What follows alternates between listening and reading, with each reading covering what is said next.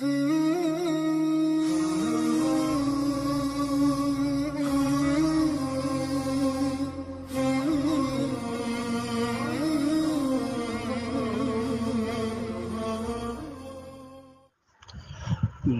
رضی اللہ تعالی عنہ فرمائی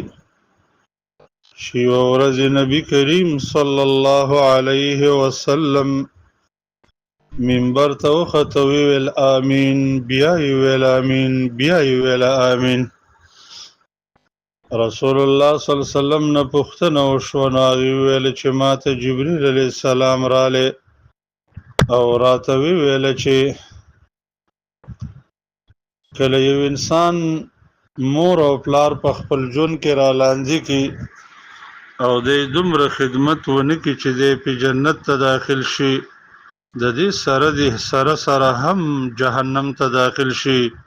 نو دا انسان دی الله د خپل رحمت نه لري کی ما ویل آمین دویم نماته ویل چې هغه انسان چې د رمضان المبارک میاشت ور باندې راشي او دې په کې د الله دومره بندګي ونه کې چې د ته مغفرت وشي د الله د خپل رحمت نه لري کې ما ویل آمین درې مې راته ویل چې ستانم د چا په وړاندې باندې یاد شي او دې پتا باندې درود نه وي او دې ورته داخل شي نو الله دې نورم لري کې د خپل رحمت نه ما ویل آمین